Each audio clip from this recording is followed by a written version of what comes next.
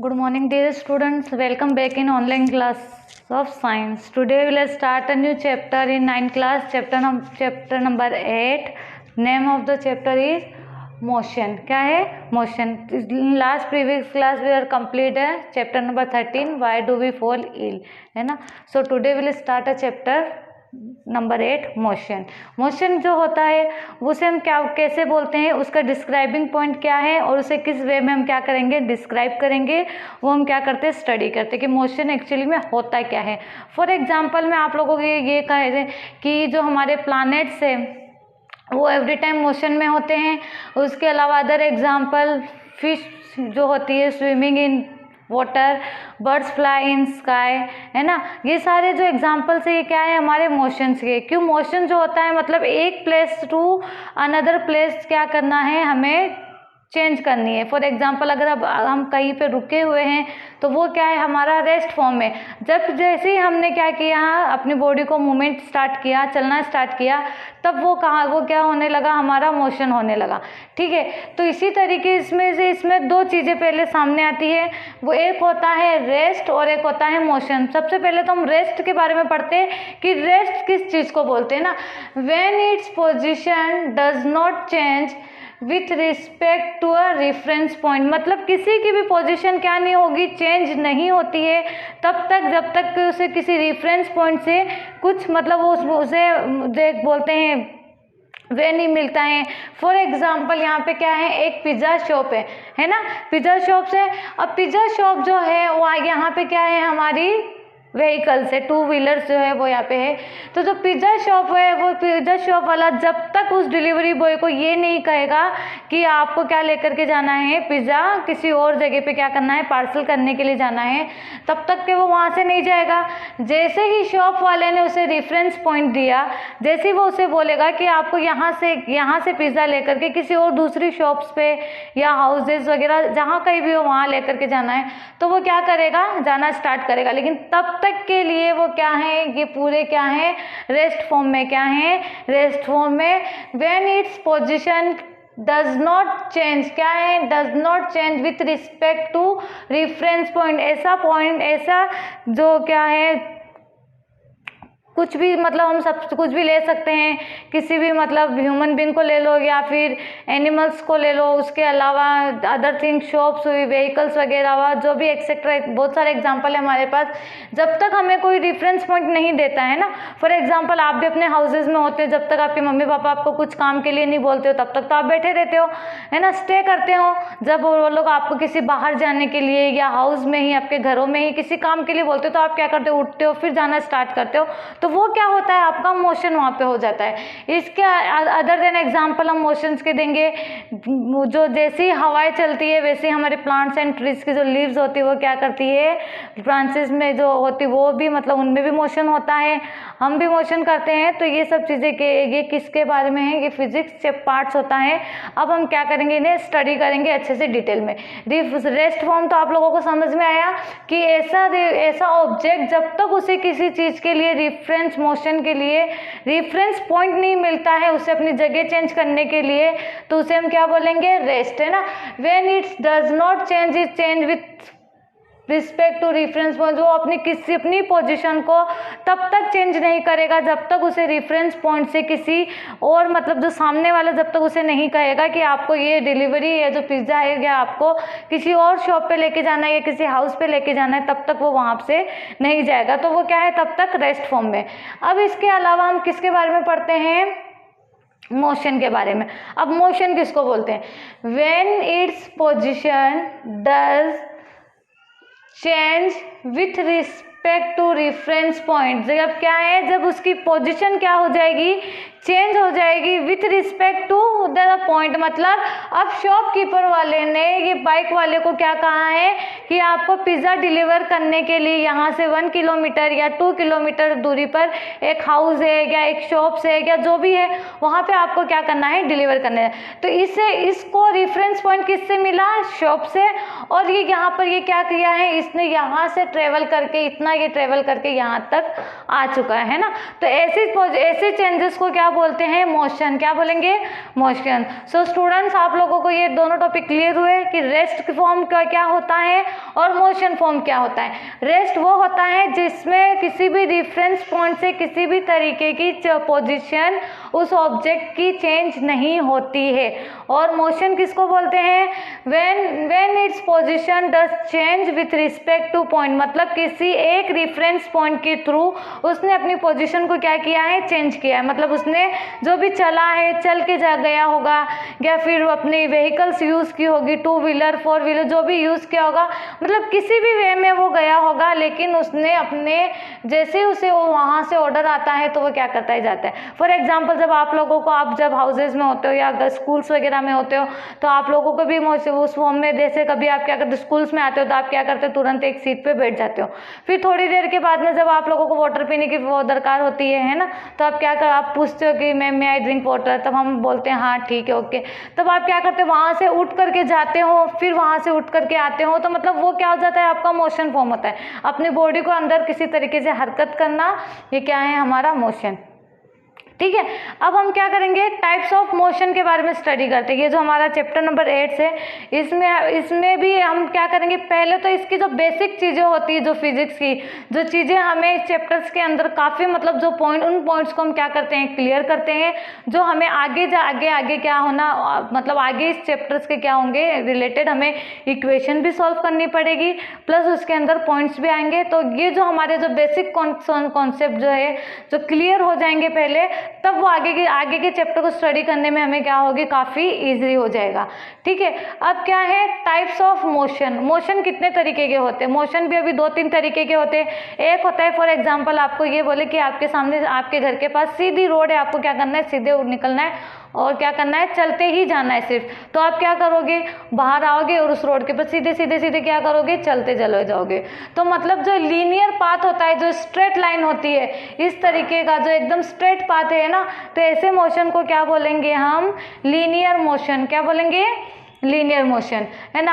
अब उसके बाद में है सर्कुलेटरी मोशन। कुछ ऐसा रास्ता जो आपके घर से या आसपास में या मार्केट में, कि ऐसा राउंड में घूम करके आपको जाना पड़ता हो, किसी गलियों से निकल करके जाना पड़ता हो, तो मतलब क्या होता है, वो वे क्या होता है, सर्कुलर फॉर्म में होता है। क्या होता है, सर्कुलर फॉर्म में, लाइक दैट, इस तरीके से, या फिर थोड़ा बहुत ऐसे, थोड़ा सा इस तरीके से हो, तो ऐसे मोशन को हम बोलेंगे सर्कुलेटरी मोशन। क्या बोलेंगे, सर्कुलेटरी मोशन। अब होता है ऑक्सीलेटरी मोशन या वाइब्रेटिंग मोशन। इसे वाइब्रेटिंग भी बोल सकते हैं और ऑक्सीलेटरी मोशन भी बोल सकते हैं। जैसे घड़ी में, वॉच के अंदर आप लोगों ने देखा होगा जो पेंडुलम्स होता है, ठीक है, उसका एग्जांपल इसके लिए हम क्या करते हैं, बताते हैं। अब इसके बाद में आप लोगों को यहाँ तक क्लियर हुआ होगा, rest, motion and types of motion. Linear motion किसको बोलते हैं, एक स्ट्रेट लाइन जो होती है, स्ट्रेट पाथ जो होता है, वो क्या होता है, हमारा लीनियर मोशन। सर्कुलेटरी मोशन वो होता है जहाँ हमारा राउंड में घूम करके जाते हैं या थोड़ा सा बेंड होता है वे, तो ऐसे वे को हम क्या बोलेंगे, सर्कुलेटरी मोशन। अब एक और पॉइंट के बारे में हम क्या करते हैं, स्टडी करते हैं, वो है, ये हमारे चैप्टर्स का ही है, ये है डिस्क्राइबिंग मोशन। क्या है, डिस्क्राइबिंग मोशन। डिस्क्राइबिंग मोशन को कुछ इस तरीके से मैं बताती हूँ कि फॉर एग्जाम्पल आपके गाँव में एक स्कूल है। क्या है, एक स्कूल है आपके गाँव से। वो स्कूल कितने किलोमीटर की दूरी पर है, 2 किलोमीटर की दूरी पर है। 2 किलोमीटर की दूरी पर आपके गांव में क्या है, स्कूल है। और कहाँ है, ईस्ट ऑफ द, कहाँ पर है, north of the railway station. कहाँ है, 2 किलोमीटर की दूरी पर, कहाँ पर है, नॉर्थ में, है ना। आपका विलेज जो है वो काफ़ी बड़ा है। अब आपको ये किसी को ये बताना है कि आपके गांव में जो स्कूल है वो कहाँ पर है, तो आप कैसे बोलोगे कि मेरे गांव में 2 किलोमीटर, मेरे गांव में, मेरे विलेज में, मेरे घर से 2 किलोमीटर की दूरी पर स्टेशन के नॉर्थ साउथ में क्या है, एक स्कूल है। तो आपने अगर ये बोला है ना कि नॉर्थ साउथ में कहाँ पर है, स्टेशन के पास, कहाँ है, रेलवे स्टेशन, है ना। रेलवे स्टेशन के पास में क्या है, एक पहले आपने 2 किलोमीटर दूरी पर, आपके घर से 2 किलोमीटर की दूरी पर कोई पर्सन जो पूछेगा आपसे स्कूल की, तो वो 2 किलोमीटर की दूरी तक चल के जाएगा। फिर वो कहाँ पे पहुंचेगा, रेलवे स्टेशन के पास, है ना। अब रेलवे स्टेशन पे के पास पहुंचकर आपने क्या कहा है कि नॉर्थ साउथ में है, नॉर्थ साइड है, तो फिर वो कहाँ जाएगा, रेलवे स्टेशन के पास जाएगा, फिर वहाँ से किस तरफ टर्न हो जाएगा, नॉर्थ साइड की तरफ जब टर्न होगा तब उससे क्या मिलेगी, वो स्कूल ईजिली मिल जाएगी। अगर आप उससे एड्रेस इस तरीके से कुछ देते हैं कि मेरे गाँव में 2 किलोमीटर दूरी पर क्या है, मेरे घर से मेरे गाँव में 2 किलोमीटर दूरी पर क्या है, स्कूल है। अब आपके घर से वो 2 किलोमीटर की दूरी पर कहाँ जाएगा, ईस्ट में जाएगा, वेस्ट में जाएगा, नॉर्थ में जाएगा या साउथ में जाएगा। तो यहाँ पर आपने इसको क्या बताया है कि रेलवे स्टेशन से नॉर्थ साउथ में। तो जो रेलवे स्टेशन, जो आपने जो पॉइंट बताया था उसे रेलवे स्टेशन, वो क्या हो जाता है, उसका रेफरेंस पॉइंट होता है। क्या होता है, रेफरेंस पॉइंट की मतलब सबसे पहले वो जो एक शख्स होगा वो कहाँ पहुँचेगा, रेलवे स्टेशन। रेलवे स्टेशन के बाद फिर वो कहाँ जाएगा, नॉर्थ साउथ में जाएगा, तो उसको स्कूल ईजिली मिल जाएगी। ये तो मतलब किसी भी जगह को बताने के लिए, किसी एक मतलब चीज़ को बताने के लिए उसके अंदर जब हम रेफरेंस पॉइंट बताते हैं, फॉर एग्जाम्पल मैंने रेफरेंस पॉइंट इसमें रेलवे स्टेशन बताया, अगर मैं उसमें रेलवे स्टेशन नहीं बताती तो कैसे पता चलता कि स्कूल है कहाँ पे। वो तो नॉर्थ साउथ में हर जगह ढूंढता, लेकिन नॉर्थ साउथ में, नॉर्थ साइड में जो स्टेशन भी था ना वहाँ पे, तो इसलिए उसने ये मतलब वो स्कूल कहाँ पर है, रेलवे स्टेशन के आसपास है। तो इसलिए उसने क्या रेफरेंस पॉइंट था इसमें कि हमने बताया कि रेलवे स्टेशन के पास में, वो नॉर्थ साइड में। तो रेलवे स्टेशन का जो मैंने पॉइंट जो बताया है रेलवे स्टेशन, वो क्या हो गया मेरा रेफरेंस पॉइंट, जिसकी वजह से इजीली आसानी से मैं क्या कर सकती थी, स्कूल को ढूंढ करके और वहाँ पर हम पहुँच सकते हैं ना। उसके अलावा तो ऐसे रेफरेंस पॉइंट्स को ओरिजिन भी बोलते हैं। क्या बोलते हैं, ओरिजिन। ओके स्टूडेंट्स, आप लोगों को आई होप यहाँ तक का पॉइंट आप लोगों को अच्छे से क्लियर हुआ होगा। अब इसी के अंदर फिजिक्स के अंदर कुछ चीज़ें ऐसी होती है जिन्हें हमें क्या करना होता है, स्टडी करना होता है। अब जैसे फॉर एग्जांपल आप किसी भी चीज़ में क्या करोगे, फिजिक्स के अंदर हर चीज़ में कोई भी इक्वेशन फाउंड आउट करने के लिए या किसी चीज़ को बल्कि बताने के लिए उसका मैग्नीट्यूड, उसका डायरेक्शन, हर चीज़ का क्या होना ज़रूरी है ना। तो इसी तरीके की दो तरीके की क्या है, फिजिकल क्वांटिटी, जिससे हम क्या कर सकते हैं, मटेरियल को क्या कर सकते हैं, मेजर कर सकते हैं। फॉर एग्जांपल फर्स्ट वाली है मटेरियल, फिजिकल क्वांटिटी है। It is a physical quantity material that can be measured, it has a 2 type. ऐसे मटेरियल जिनको हम क्या कर सकते हैं, फिजिकल क्वांटिटी किसको बोलते हैं, ऐसे मटेरियल जिन्हें हम क्या कर सकते हैं, मेजर कर सकते हैं। फॉर एग्जांपल हमें किसी की हाइट नापना हो, किसी का वेट क्या करना हो, फाइंड आउट करना हो, किसी का कोई स्पीड है उसको फाइंड आउट करना हो, डिस्टेंस फाइंड आउट करना हो, तो उन सब चीज़ों के लिए यहाँ पर हमें फिजिक्स पार्ट्स के अंदर क्या होती है, क्वांटिटीज़ की ज़रूरत होती है, जो क्या है 2 तरीके की है। एक है स्केलर क्वांटिटी और दूसरी है वेक्टर क्वांटिटी। क्या है, एक scalar quantity and vector quantity. Scalar quantity क्या होती है, it is a physical quantity having only magnitude. क्या है, सिर्फ उसका क्या होता है, मैग्नीट्यूड होता है, नॉट अ डायरेक्शन। इस तरीके की उसमें हम क्या कर सकते हैं, इसमें हम क्या कर सकते हैं कि सिर्फ मैग्नीट्यूड फाइंड आउट कर सकते हैं स्केलर क्वांटिटी से, इसका डायरेक्शन नहीं फाइंड आउट कर सकते। फॉर एग्जांपल किसी का वेट 30 kg है। फॉर एग्जांपल हमने एक राइस का जो होता है पैकेट होता है वो खरीदा है, उसका वेट कितना है, 30 kg। किसी की बॉडी का वेट क्या होता है, 30 kg होता है। किसी की हाइट क्या होती है, 50 फीट होती है ना, 5 फीट होती है, 6 फीट होती है, 4 फीट होती है। तो इससे हमें खाली उसका मैग्नीट्यूड पता चला है। जो वैल्यू होती है ना, जैसे किसी चीज़ की क्या फाइंड आउट करना हो, वैल्यू के बारे में ही सिर्फ हम स्केलर क्वांटिटी से हम क्या कर सकते हैं, किसी की वैल्यू फाइंड आउट कर सकते हैं, लेकिन उसका डायरेक्शन हमें इसमें नहीं पता चलता है ना। अब किसी का वेट फॉर एग्जांपल 30 kg है, तो फिर उसमें डायरेक्शन कैसे हुआ, डायरेक्शन तो उसमें मिला ही नहीं। किसी की हाइट अगर 5 फीट की है तो इसमें भी हमें डायरेक्शन नहीं मिला।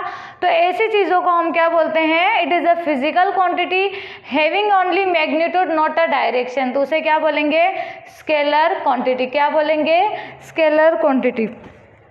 अब उसके बाद में है वेक्टर क्वांटिटी। अब वेक्टर क्वांटिटी किसको बोलते हैं, it is a physical quantity having both magnitude as well as direction. ये एक ऐसी फिजिकल क्वांटिटी है जिसमें क्या होता है, मैग्नीट्यूड के साथ साथ क्या है, डायरेक्शन भी है।